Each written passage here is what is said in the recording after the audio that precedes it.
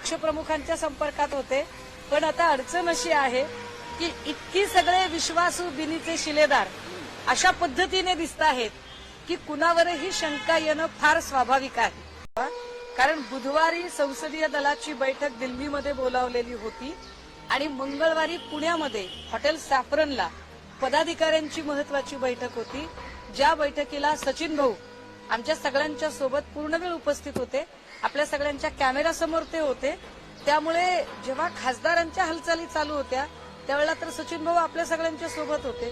त्यामुळे हेही सगळं गोंधळात टाकणारं आहे. असं तर नाही ना की तुम्हाला बोलून ते स्वतः तुम्हाला शिंदेकडे नेणार होते, कारण तुम्हाला भेट घेण्याची वेळ आणि दुर्दैवाने तुम्हाला लागलेला ट्रॅफिक त्याच्यामुळे तर ही संधी नाही मला नाही याला काही अर्थ नाही. इंटरनल चर्चा आहे की तुम्ही देखील नाराज आहे आणि त्याच्याच पार्श्वभूमीवर सचिन भाऊ तुम्हाला देखील तिथं नेण्याचा प्रयत्न करतात असं काही दिसतं. एक लक्षात घ्या, कदाचित असं असू शकतं की त्यांनी मला फोन केला म्हणजे ते मला बोलणार असतील, मात्र आमचं बोलणं झालं नाही किंवा आमची भेट झाली नाही. कारण मी म्हटलं ना की 29ला भेटायचं ठरलं होतं, पण 29ला मी गेलेच नाही. पण ते मला हे सगळं सांगणार होते की नव्हते याची काही मला म्हणजे आता काही खात्री देता येत नाही. राहिला प्रश्न माझ्या संबंधाने, तर मला असं वाटतं मी इथे आहे. कालही जेव्हा आपण सगळे लोक मला फोन करत होता आणि माझ्याशी कॉन्टॅक्ट करायचा प्रयत्न करत होता, तेव्हा मी आपले फोन कट करत होते. त्याचं कारण मी मातोश्रीवर होते, अनिल भाऊ दिल्लीला जाणार होते आणि तातडीने पुण्यातल्या पदाधिकाऱ्यांची काल मुंबईत बैठक बोलावली. आपण त्याची पडताळणी करू शकता. विनायक राऊत साहेबांनी पुण्यातल्या महत्वाचे शहर प्रमुख, सहसंपर्क प्रमुख, पिंपरी चिंचवडचे या सगळ्या पदाधिकाऱ्यांना त्यांनी तातडीने बोलावलं होतं आणि काल संध्याकाळी सेनाभवनला या सगळ्यांची महत्वाची बैठक सुद्धा पार पडली. सो आम्ही सगळे तिकडे होतो आणि मी काल अख्खा दिवस पक्षप्रमुखांच्या संपर्कात होते. पण आता अडचण अशी आहे की इतकी सगळे विश्वासू बिनीचे शिलेदार अशा पद्धतीने दिसत आहेत की कुणावरही शंका येणं फार स्वाभाविक आहे. त्यामुळे तुम्हाला अशा काही शंका तुमच्या मनात येणं फारच रास्त आहे. सगळ्यांमध्ये ना ठाकरेंचे आता हे नाव काय येतंय की ठाकरेंचे अत्यंत विश्वासू अजून काही सहकारी आहेत, शिलेदार आहेत, म्हणजे जे अगदी ज्यांचे फोटो असे व्हायरल झाले होते की उद्धव साहेबांची मुलाखत चालू आणि हे मांडी घालून खाली बसले, असे काही विश्वासू आहेत. त्यांचं देखील नाव रेसमध्ये आहे, नवीन आमदारांचं नाव रेसमध्ये आहे. तुम्हाला काही इनपुट्स आलेत का की हे आमदार पुन्हा शिंदेकडे जातील, असं काही आहे? चर्चा आम्ही आपल्याच माध्यमातून ऐकतो की काही आमदारांच्या हालचाली चालू आहेत, अमुक आमदार तमुक आमदार. पण मला काय वाटतं की लढायचं जेव्हा ठरवलेलं आहे त्यावेळेला आता याच्यावर बोलण्यात अर्थ नाही. आणि हेही तितकंच खरं. काय होतंय की समजा मला 29 तारखेला जेव्हा सचिन भाऊ फोन करतात तेव्हा मी त्यांना सचिन भाऊ म्हणणार आणि आज मी त्यांना गद्दार म्हणणार.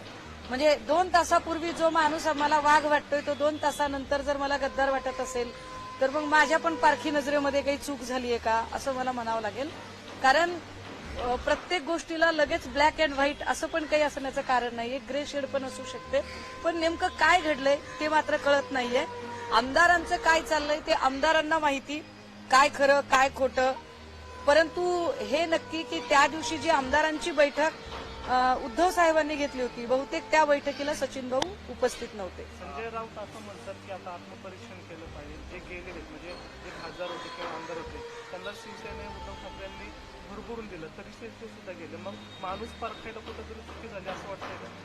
मी तेच म्हटलं की प्रत्येक गोष्टीला ब्लॅक अँड व्हाईट एवढंच नाही तर एक ग्रे शेड सुद्धा असते.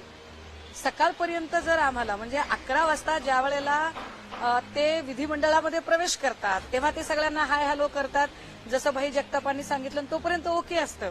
एका 5 मिनिटात ते जातात, सही करतात आणि 5 मिनिटात ते लगेचच गद्दार होतात. असं होऊ शकत नाही. कुठे ना कुठे काही ना काही मिसिंग आहे. ते मिसिंग काय आहे ते शोधलं पाहिजे. निश्चितपणे आपण जसं सांगताय तसं की ज्यांना ज्यांना दिलंय म्हणजे आतापर्यंतचे जाणारे सगळे बघा की ज्यांना ज्यांना खूप दिलंय किंबहुना दिल्यामुळे त्यांची बार्गेनिंग पॉवर वाढलेली आहे आणि त्या बार्गेनिंग पॉवरच्या बलबुत्यावर त्यांनी आपापल्या जागा वेगळ्या पक्षात जाऊन काबीज केलेल्या आहेत. मात्र ज्यांना कधीच काही मिळालं नाही ते शिवसैनिक आजही इथे लढत आहेत. किमान आता तरी या सगळ्या शिवसैनिकांना संधी मिळायला हवी. नव्या शिवसैनिकांना जसं मी मागेही म्हटलं की आष्टीकरला उमेदवारी दिली जाऊ नये. हे लोकसभेच्या उमेदवारी वाटपाच्या वेळेला हा माझा आग्रह होता की आष्टीकरांना उमेदवारी दिली जाऊ नये. हा माणूस कधी फुटू शकतो. त्यामुळे पण इकडे तर आपण बघितलं तर थेट सचिन अहिरच गेले. तर याचा अर्थ असा होतोय का की कुठेतरी मोरल डाऊन होत चाललंय? नाही, ही एकूण जर त्यांची जर सगळी काम करण्याची पद्धत बघितली तर पहिल्या वर्धापन दिनाच्या बरोबर त्याच दिवशी मनीषा कायंदेचा प्रवेश, दुसऱ्या वर्धापन दिनाच्या दिवशी नीलम गोरेचा प्रवेश, या वर्धापन दिनाला 6 खासदारांचा प्रवेश आणि आता नेमके उद्धव साहेबांचा दौरा चालू असतानाच इकडे अहिरांचा प्रवेश. हे जर सगळं बघितलं तर ठरवून जाणीवपूर्वक काय म्हणता येईल की सूड उगवणं किंवा एक ज्याला रक्तरंजित दुश्मनी वगैरे निभावणं, या खरं तर हे शब्द खूप हार्श आहेत, खूपच हार्श शब्द आहेत.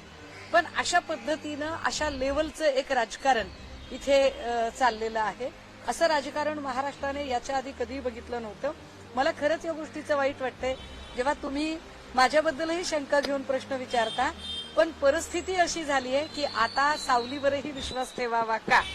कारण मग भीती वाटायला लागते की उद्धव साहेबांच्या आसपास दिसणारे, उद्धव साहेबांच्या सोबत 24/7 मातोश्रीमध्ये राहणारे, ह्या सगळ्यांच्याच कडे बघताना मग संशयित नजरेने बघितलं जाऊ शकतं, अशी स्थिती आहे. एका बाजूला आता उद्धव ठाकरे, आदित्य ठाकरे, संजय राऊत यांचा हिंगोली, धाराशिव, शिर्डी हा सगळा दौरा झाला.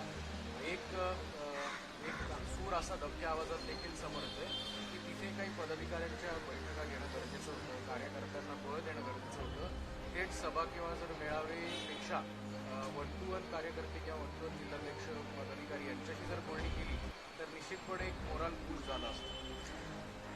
ज्या दिवसापासून हा दौरा सुरू झाला होता, मला वाटते ते नागपूर विमानतळाला गेले होते, त्याच दिवशी जर संध्याकाळी यवतमाळची सभा झाली असती तर पुढच्या सगळ्या ठिकाणच्या सभा आणि बैठका यांना वेळ उपलब्ध झाला असता.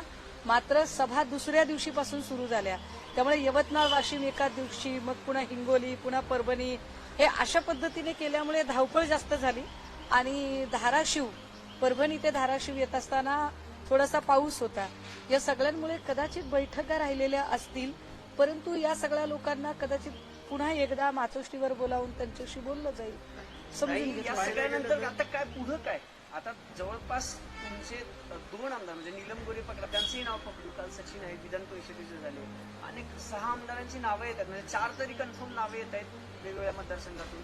नावं घेण्याची गरज नाहीये, ते देखील जाणार आहेत, ते देखील कारण काल शिंदेचं स्टेटमेंट म्हणतं आहे की अशी छोटी मोठी ऑपरेशन मी आता रोज करणार. पुढं काय ठाकरेंचं? वा वा, म्हणजे ह्या सगळ्यातनं एक गोष्ट स्पष्ट होतीये की एकनाथ शिंदे छोटी मोठी ऑपरेशन रोज करत राहणार. म्हणजेच एकनाथ शिंदे हे काय म्हणता येईल त्याला, राज्याचे प्रश्न सोडवण्यासाठी उपमुख्यमंत्री झालेच नाही. उपमुख्यमंत्री पदाची जी सगळी ताकद आहे, तो जो सगळा प्रोटोकॉल आहे, उपमुख्यमंत्री पदाच्या ठायी असणारी जी सगळी शक्ती आहे, ती सगळी शक्ती ते अशा पद्धतीने फोडाफोडीसाठी वापरणार आहेत. मला वाटतं की फडणवीसांच्या सोबत राहून राहून ढवळ्या शेजारी पवळा बांधला वान नाही पण गुण लागला, त्यामुळे ते संगतीने ती सोबतीने तो गुण वाढीस लागला असेल. कारण महाराष्ट्रातले प्रश्न काय आहेत याही पेक्षा दुसऱ्यांचे पक्ष कसे फोडता येतील याकडे या सगळ्या मंडळींचं जास्त लक्ष आहे. या संपूर्ण याच्यात एक इंटरेस्टिंग फॅक्ट अशी आहे की पुण्याचे 5 संपर्क प्रमुख राहिलेले आहेत. सचिन अहिर, उदय सामंत, नीलम गोरे, अग्नी निर्लेकर, बाळा कदम, हे 5 बरेचसे जे संपर्क प्रमुख आहेत ते पुण्याचे राहिलेले आहेत. संपर्क प्रमुखच जर थेट जात असतील, पुण्यासारख्या शहराचे संपर्क प्रमुख उद्धव ठाकरेंची साथ सोडत आहेत, निश्चित एक मोठं शहर आहे पुणे. डॅमेज कंट्रोल किंवा या सगळ्या गोष्टी घडू नयेत म्हणून पक्षाकडनं आगामी काळात तरी काही काय रणनीती आखली जाईल अशी अपेक्षा आहे. बघा, पुण्यामध्ये निर्लेकरजी असतील किंवा उदयभाऊ असतील, ही लोक ज्या वेळेला संपर्क प्रमुख म्हणून होती तेव्हा काही माझा शिवसेनेशी संबंध नव्हता, मला काही त्याच्यातली माहिती नव्हती. मी चळवळीत होते आणि त्यामुळे शिवसेनेत काय चाललंय काय नाही याच्याशी मला काही म्हणजे काही सुतोवाच काहीच माहिती नव्हती. परंतु मी पुण्यात आल्यापासून आणि विशेषतः नीलम गोरेंचा जो कार्यकाळ बघितलेला आहे, नीलम गोरे फक्त शरीराने इथे होत्या, मनाने त्या भाजपमय होत्या. कारण नीलम गोरेंनी पुण्यात चालवलेली शिवसेना ही शिवसेना नसून ती बापट सेना चालवलेली होती. बापटांना कोणते उमेदवार हवे आहेत, बापटांना नेमकी कशा पद्धतीची निवडणूक हवी आहे अशा पद्धतीने नीलम गोरे करायच्या आणि त्याची बक्षिशी म्हणून नीलम गोरेंच्या खुर्चीला धक्का लागत नव्हता. कारण नीलम गोरे फार उत्कृष्ट पद्धतीने ते सगळं मॅनेज करू शकायच्या. कालच्या या सगळ्यांमध्ये एक गोष्ट मजेशीर, जर सगळ्यांनी जर नीट ऑब्झर्व्ह केलं असेल तर